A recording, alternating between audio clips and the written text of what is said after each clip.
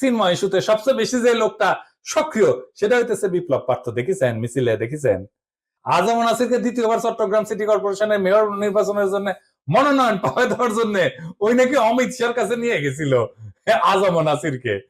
আওয়ামী লীগ সরকারের আমলে বিপ্লব নাকি 60 বারের বেশি ইন্ডিয়া সফর করেছে, গর্ব করে কইতো, সব জায়গায় প্রচার করতো। আর এই সমস্ত সফরের নাকি বেশিরভাগই ছিল সরকারি সফর। তার পাসপোর্ট যাচাই করা হোক, তার প্রমাণ মিলবে। ইমিগ্রেশনে খোঁজ নেন, দেখেন কয়বার গেছিল। এটা পুলিশের কাজ, গোয়েন্দা সংস্থার কাজ।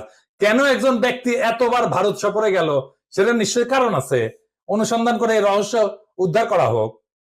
এতদিন আওয়ামী লীগ হইলেও, এত সাজলেও আওয়ামী লীগ সাজলেও 5ই আগস্টের পর হঠাৎ কইরা রূপ বদল করে বিএনপি হয়ে গেছে। সব প্রোগ্রামে যায় বিএনপি। একসময় সাংবাদিকতা করলে এখন পুরোপুরি বেকার করলে, ওখানে কাজ করে না। তো শোনা যায় আর কি যে ওক নাকি রয় ঢুকাইছে বিএনপির মধ্যে, এবং বিএনপির সমস্ত তথ্য ভারতে পাচার করার জন্য। এমন একজন বিতর্কিত সেন্সিটিভ লোক ফ্যাসিবাদী সরকারের সময় কয়েকবার দেখা করছে সালাউদ্দিন সাহেবের সাথে। কি কারণে?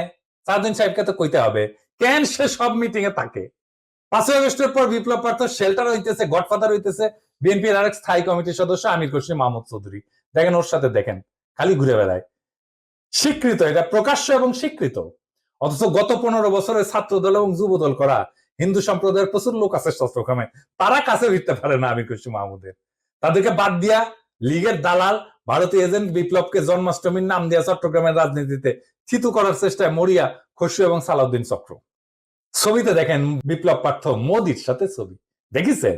মোদির সাথেও ছবি, সালাউদ্দিনের সাথেও ছবি, ইসকনের চিন্ময়ের সাথে ছবি, ইন্ডিয়ান হাই কমিশনের সাথে চট্টগ্রামের বিভিন্ন ইভেন্টের ছবি।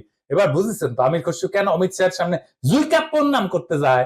কানেকশন বুঝেন? আমির খসরু, সালাউদ্দিন, ইসকন সব বরাবর। আর আরেকটা ইস্যু আছে, সেটা হইতেছে মরাল ইস্যু।